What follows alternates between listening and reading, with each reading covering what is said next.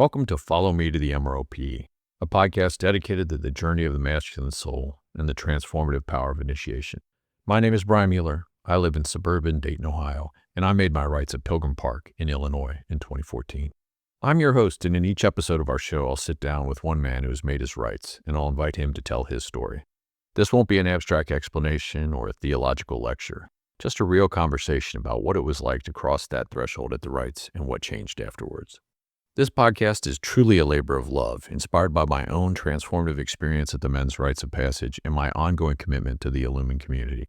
It's also informed by my work with Choosing Presence, where we believe that the greatest gift a man can give his community is his own presence.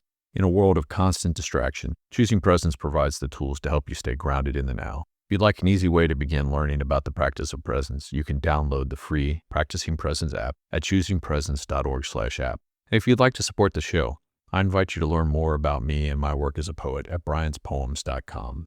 Now, the Men's Rites of Passage, or MROP, is an experience designed to help men move from the first half of life into the second, shifting from a focus on ego and achievement to a life of meaning and soul.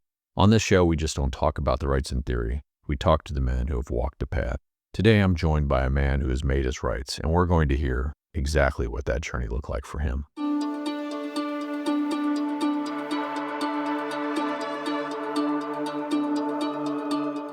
My guest today is Jay Gallamore. Brother, I'm really glad you're here. Thanks for making the time and for being willing to share your story. Yeah, thanks. Glad to be here. Jay, tell us where you're from and how you spend your time these days. Well, I'm originally from Indiana, but I traveled all over in my career. So I retired and my feet touch the ground in southern Maryland, down in a small town called Lusby near Solomon's Island, about an hour south of DC. And I'm full-time retired from my career, but I stay involved in some volunteer work. So this in Al-Anon, and there's a group of my Illuman brothers. We have a subgroup of our local council, but we do bicycling together. And my wife and I, are like best friends. So a lot of stuff with her. But yeah, it's what I do as a retired guy. I'm busy. Now let's dive in and talk about the Men's Rites of Passage. The MROP is a unique experience. It's not a retreat or a workshop. It's an initiation. Many men arrive at the rites at a crossroads in their lives, looking for something they can't quite name. Before we dive into the why and the how, let's start at the very beginning. Jay, when and where did you make your rites? So I did my first rites at Shrine Mont, my MROP in, I believe it was 2024. I had been in Illuman about a year at that point. And do you recall who the weaver was and about how many men were at your rites? Yeah, the weaver was Ned Abenroth, and I want to say there was probably 50-something men, if not more, initiates, not returning folks. There was probably 60 or 70 total. It seems there was a lot of people there. Now, I want to invite you to think back to that weekend and see if you can tell us what's the first image or the first feeling that came forth for you. I'll back up a little bit from that. When I first came in Illuman, I was invited by a friend of mine. I was brand new in 2023, I believe it was, and I had only been to a few local councils, and I heard about this gathering they had called Awaken. And I said, hey, is there do you have to go through a set process? And they're like, no. So I went to Awaken as a brand new guy, and you know that because you and I were roommates. And I was very much out of my comfort zone just because there was a lot of stuff with the rituals that I wasn't used to, the drumming, the dancing, some of that.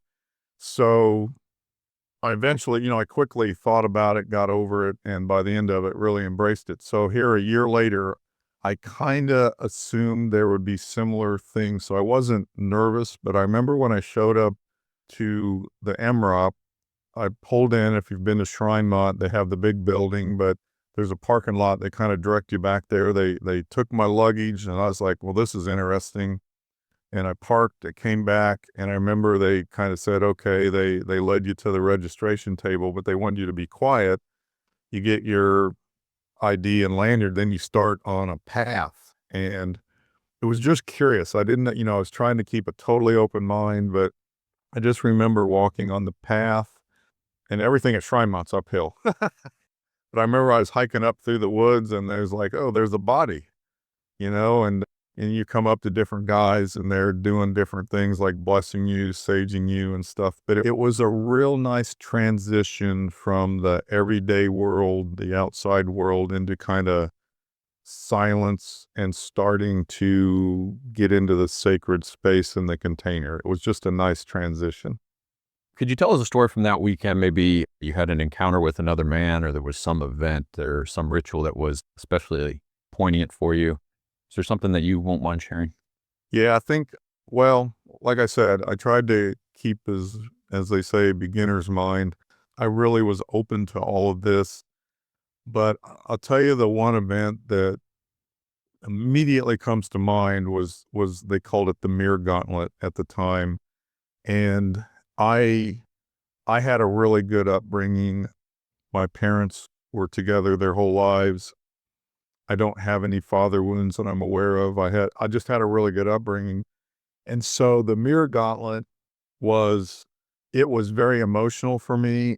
I had this realization that, wow, there are other men out here that have some childhood wounds that I never went through. And so it was shocking on one hand. It made me appreciative of my upbringing, not that I didn't have some wounds later in life from other things, but it kind of shook me to my core to see some of these other men, both their openness to be vulnerable, what they were carrying, and some of the things that they were there to address. That was an eye-opener for me. Now, you mentioned attending Awaken in 2023, I believe at the invitation of a friend. And that certainly set you on a pathway, perhaps, but what are the circumstances in your life that led you to the rites? What was happening at that time that said, yeah, for you, I need to register for this? 10, 11 years earlier, my life was kind of unraveling. My previous marriage, it lasted a total of 29 years.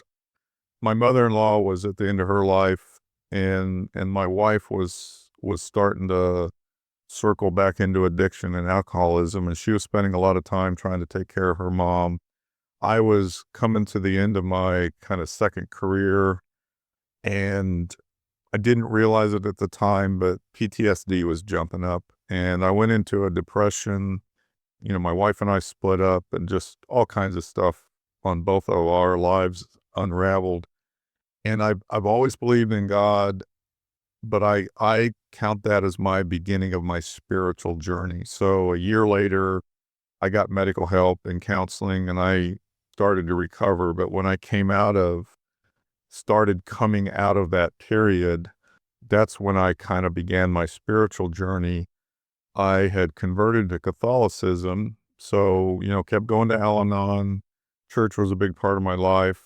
And in there, I ended up getting divorced from my wife, and then subsequently, she passed away from her addiction, and I remarried eventually years later. So now, 10 years after all that stuff, I always describe it as I was on this big wide road, which was my spiritual journey. And I was in a big old truck with pretty loose steering. So I'm doing a lot of weaving on this wide road.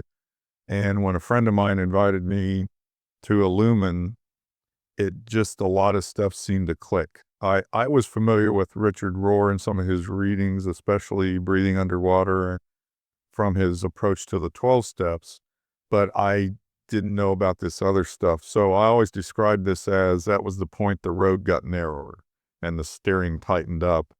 So I always count that at about 2023 when I started coming, that it just seemed like Illumin offered a lot of things that narrowed the path on my spiritual journey. So I hope that answers your question. No, I really like how you described it there. Now, you made the decision to register for the rites. Presumably, you told some of your friends, your family members, your wife, people in your community. What was their reaction? Yeah, for those that know him, I'm in the local council with John Ball. He was one of the founders, and so we have a pretty active, fairly large local council that we meet in person regularly. But so John and all my council brothers were very supportive. My wife, trying to protect the anonymity of the councils, but yet tell her what's going on, and she was supportive. She likes what it does to me, so she was supportive. So yeah, I had a lot of support. And then when I went back, of course, everybody wants to know how it was. And, you talk about it in council, and was able to describe some things to my wife. But I had a lot of support. I didn't have anybody. I don't know. It seems like everybody was familiar that I was in Illuman. I had, like my brother and some other friends that doesn't know about. You kind of have to explain, but I'm in this men's group, etc. But yeah, it was good. I had a lot of support. Oh, that's great to hear. Now, you made your rites at Shrine Mont in Orkney Springs, and I know that location because we've done the Awaken, our annual gathering there twice. And like you said, everything is uphill there. It's on the side of a mountain. It's so beautiful in Virginia. But as you kind of rolled into the rites, the day that you came, what was on your mind? What was on your heart? Was there something that you hoped to be initiated into? You know, no, I didn't have a specific thing.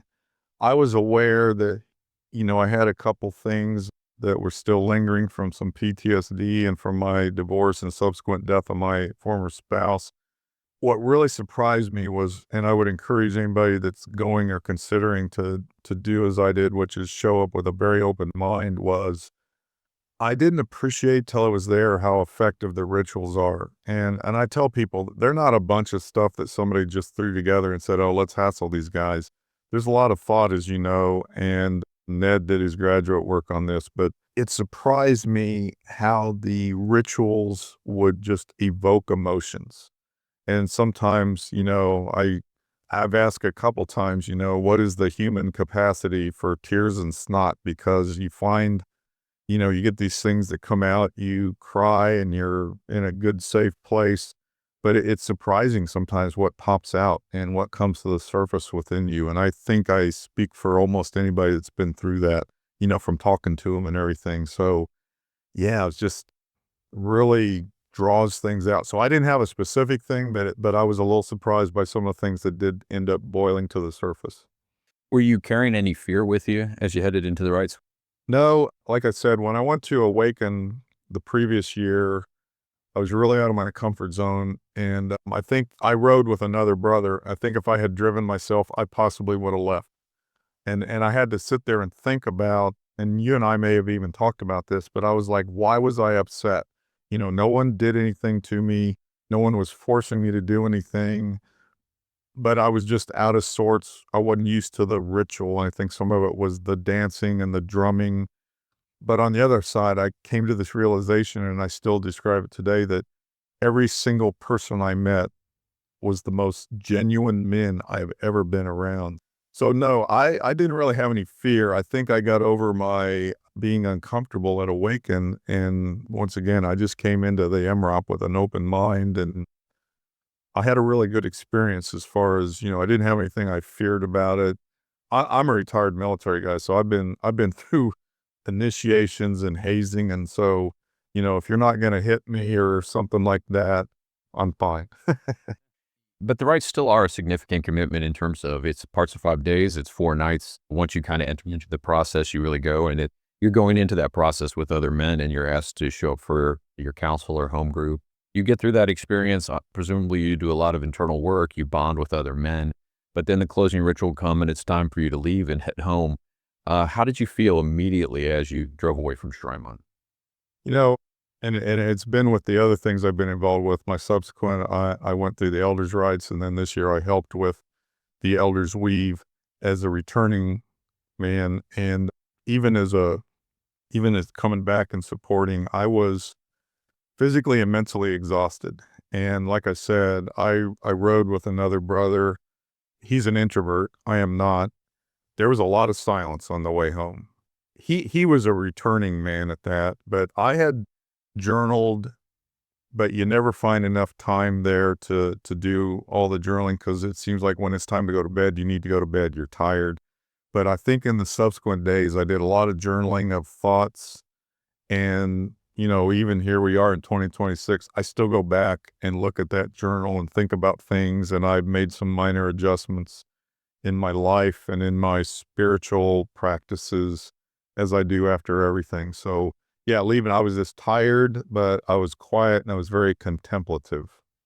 Now, what has changed in your life since you made your first rites of passage? I'm thinking practically, relationally, even spiritually. Right before, as I was coming out of that dark time in my life, I made a decision. At the end of my career, I was in a pretty technical field, and we did a lot of stuff by, we had to do a lot of risk management. So I used to joke that I think I'm a 3 on the Enneagram and I'm an ESTJ in the Myers-Briggs. So my joke is that it used to be if I took a nap on Saturday, I probably scheduled it and planned it on Thursday before. And I made a conscious decision to, at that point in my life, as I was transitioning, to do more things from my heart and not my head. Don't analyze the living crap out of everything I did. And that has served me really well. And then more specifically, I made a lot of changes after the MROP. I had a prayer practice, but I didn't really have a meditation practice. So I started working on, I do it in the morning. I get up really early and I started incorporating meditation with my prayer life and then incorporating presence throughout the day. And I have some specific rituals. I have my own singing bowl and candles and silence. So it's just, the short answer is I developed some rituals, and after about every year, I kind of revisit those and make minor adjustments as I feel I want to. Now, I've realized from my own experience and involvement that the men's rites of passage really changed both the conversations I would have with other men and other people, and also my relationships. So I want to ask you, is that true from your experience as well? And if so, how? So how did it change my relationships with men and other people? Is that? As well as your conversations, perhaps. Yeah. I have found in my religious life, I don't want to be one of these folks when someone sees me coming and going, oh God, here comes Jay and he's going to beat me over the head with religion. So I sometimes sneak it in. I'm not ashamed to tell people, I'm a Catholic and that I believe in God, but I think it's more important that I try to do things as how I live my life and not verbally preach so much. Obviously with my Illuman brothers, and I said we have a subset of us that ride bicycles together and everything. I mean, even when we're out in the woods mountain biking or on the trails, when we have breaks, I mean, a lot of times our talk is pretty adjacent to Illuman and spiritual stuff. And I know with my wife, who's my closest friend, we both have a deep background in Al-Anon and the 12-step program. And I look at my Illumin stuff similar to Al-Anon is that, now I'm kind of in a service stage. I mean, yes, I'm still working on myself, but I feel like I'm in a good place. But we often talk about, how you can serve others or be a blessing to others. And so, yeah, and I frequently tell people I'm in this men's group and it's a spiritual group and, trying to, especially with other men. And it's not that I've been out like trying to capture somebody, but I mean, I've influenced a couple guys through casual conversations that were curious to come in and now they're members of the group. That's great. After you participated in a men's rites of passage, has this had any influence or changed your understanding of masculinity, initiation, even the male purpose in life? Yeah, it has. And it's funny, even today, I struggle a little bit if somebody verbally asks me to describe what a man is. I mean, I can give the biological definition on all this stuff, but to me, it's still more on just what kind of human being you are. And I happen to be male and a man, but it's like being of service, being a good person and try to be a blessing to others. But I do think about it a lot. And the other realization it gave me is I see a lot of men that, in my opinion, could really use this program. They're either struggling in life, they're struggling with wounds. Even my own kids and stepsons, I see some things from their, especially my stepsons growing up in an alcoholic family that, they're part of the young generation. We talk about there's a crisis in young men, and I see some of this stuff in them. So I talk about it. I'm pretty open about Illumin, but I don't try to be over the top with it and let them know maybe they're not in a phase of their life where they need it or think they need it now, but I've let them know it's available and if they're interested. So I'm always talking about it. Yeah, I appreciate you bringing up younger men and maybe other generations. And you've certainly really jumped in with both feet, having done both the men's rites of passage and the elder rites of passage, and then also serving at additional rites. That's a pathway I can appreciate and understand. My question is, what are some of the reasons that you think men avoid these rites of passage or resist doing them?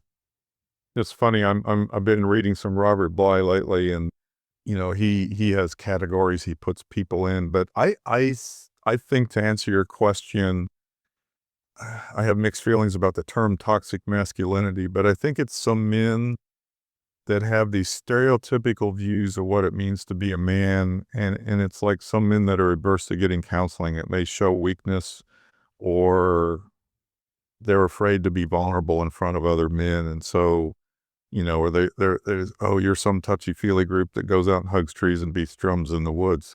And I think that's at the essence of it. I think it's just a negative stereotype, but, it's like I always talk about, I make parallels between, I talk a lot about Al-Anon and Illuman.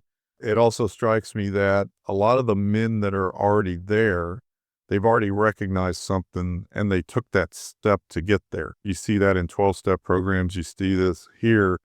So, once again, it's not, we're an organization by invitation, but it's kind of just being open enough that if men are interested, to just say, yeah, come check us out. There's no pressure. No one makes you do anything. And a lot of men, if they're at that point where they recognize they need something, then they'll make that leap. And maybe it's uncomfortable, but a lot of them stay.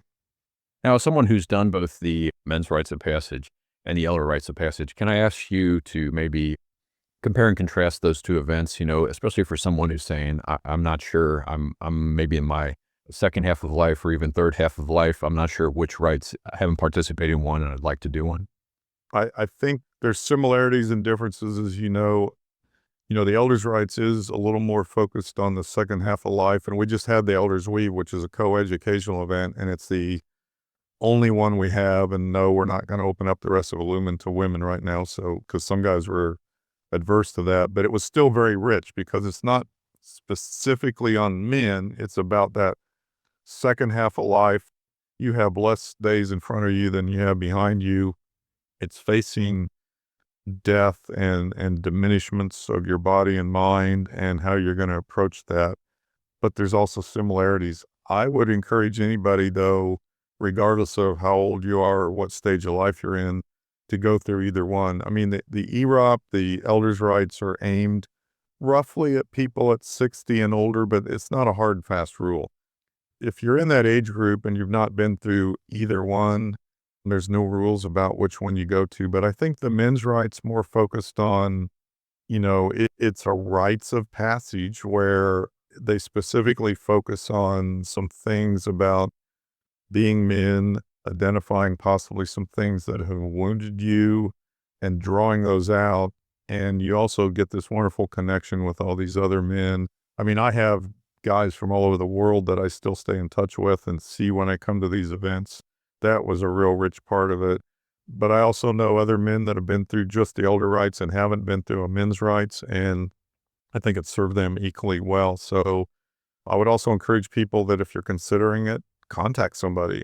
Everybody I know is pretty open about it and they'll talk about it. But I would encourage you to go through a rites, but to me, it doesn't matter which one you go through first.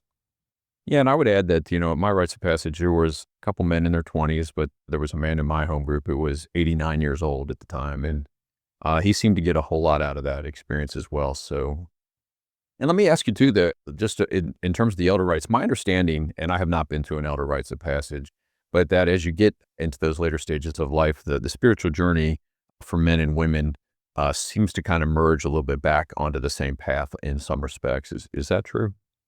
I think so.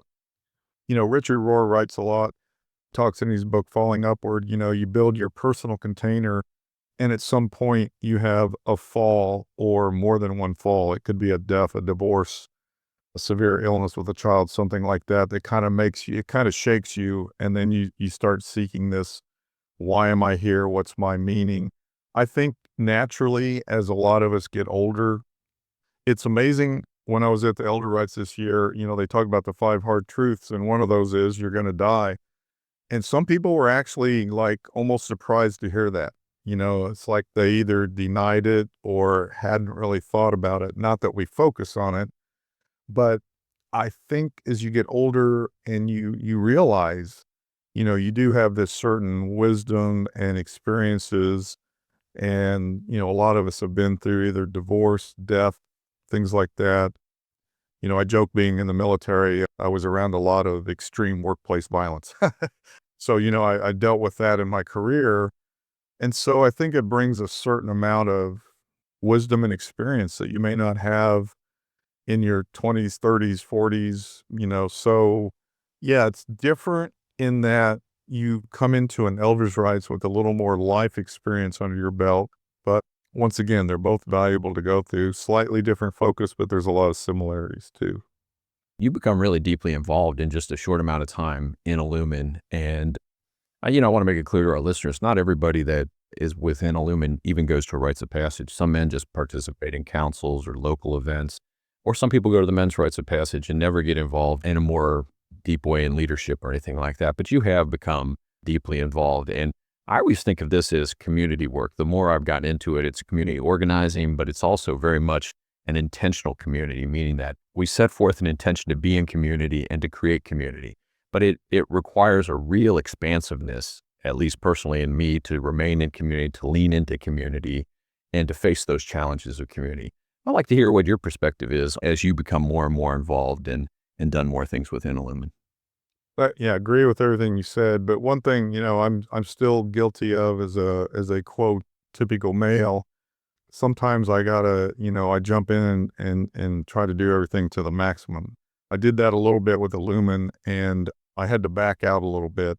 I have what I describe as three buckets of life. I have my family, I have my religion, and I have my volunteer work, and I got to keep those in balance. That doesn't mean equal time, and I can tell when something's out of balance because I get unsettled. I jumped in and I took a role as a convener, a co-convener for the East Coast Collaborative in Illumin, and there was a lot of things going on, but I probably should not have accepted it. Now, some of the brothers that I love dearly, they're hard to say no to when they ask you, but I got in over my head in that I quickly got out of balance with the rest of my life, and I made a decision to back out of that early in the year so they'd have time to get a replacement, and I wouldn't wait till the end of the year where it would have disrupted the organization more. But I had to learn to keep that balance. So good lesson I've learned is I love being in community, and there's some guys that have a passion for this where this has become their whole life, and it serves them well and they serve it well. But this isn't the only thing I do in my life. It took that lesson for me to re-achieve that balance. So, yeah, I love being in community. I get a little out of sorts if I miss, like I've traveled a lot this year. If I miss councils for a few weeks or something, I really miss it. I need to get back with the brothers, or even if it's just getting with a couple of them on a bicycle and things like that. And our local council, we meet every other week, and on the weeks we don't meet in council, we meet for coffee. So there's always, every week, there's a meeting of the guys, you can tap into. So I cherish those moments and I cherish that time being around them. But at a macro level, I had to balance my involvement. I got a little bit ahead of myself there. I want to ask, obviously, about your experience as a naval pilot and being in the military. And as you know, there are men in Illumin that are veterans. I don't know, what number or what proportion that is of the men in the community, but I think, it's important to recognize that some men come from that background.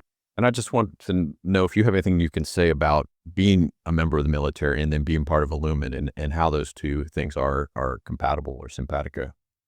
I've had some talks with some folks, and as you know, there's a couple things coming up. There's an event, I think it's scheduled in December in Richmond, Virginia, that's going to be on a radical belonging, and it's probably going to be a little out of some folks' comfort zones. And I've had some conversations with folks surrounded with that.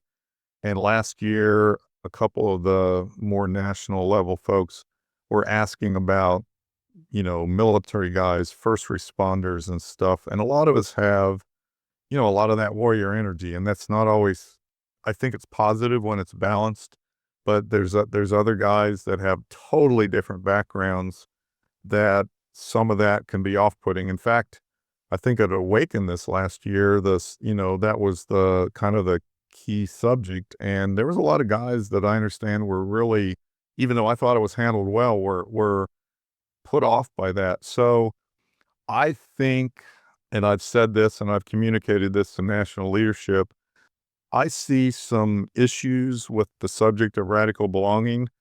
To be perfectly frank, I think a lot of the demographic in Illuman leans left politically, and it's off-putting sometimes to other folks, to the point where they're like, I don't even want to be around this. I don't want to be included.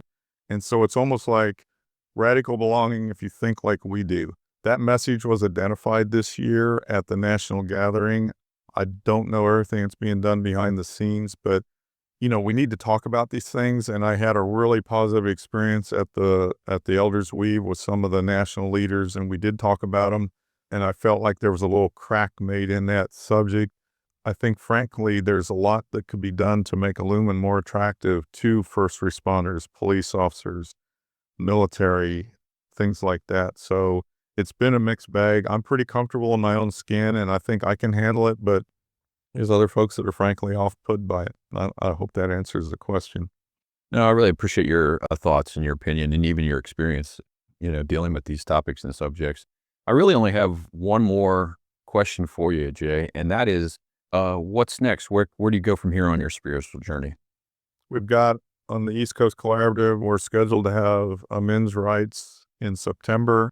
I plan on returning to that as an initiated man and helping with the ritual team and anything else I can do. But I'll also, both at the Elders Weave last spring and then at this, even though you come back, you've been through them, you have a program that you can go deeper. So I feel like I'm in a good place in my life. It's not like I'm aware of a couple things that still need to be addressed, but they're not negatively affecting my life so bad that I can't function. So I'm in a good place in my life. I feel like I'm able to serve and bring some blessings to other men by continuing, and of course this will always help me, but I'm in a really good place. So I want to continue, be open to what may happen, and but I'm in a good place, and I really give a lot of credit, just to Illuman, just the folks being there and the chances I've had to go through some of these things. Jay, I want to thank you so much for your time and your vulnerability. I want to say again, thank you for being my roommate at Awaken 2023. We had some good conversations. I'm glad I didn't say anything to discourage your involvement with Illumin at that time. Oh, no. And no, brother, this is good. And I always enjoy seeing you. And thanks for asking me to do this. Oh, absolutely. And I want to say I love you, and I really urge you forward, and thank you for your commitment to this work and community. All right. Love you too, brother. For those listening who are now feeling a tug in their own soul and are curious to learn more, allow me to share a bit about the history of these rites. The men's rites of passage was originally developed by Father Richard Rohr and was first offered at Ghost Ranch, New Mexico in 1996. While it was supported for many years by the Center for Action and Contemplation, since 2012, Illuman has been the steward of this work, preserving and adapting the rites for men all over the world.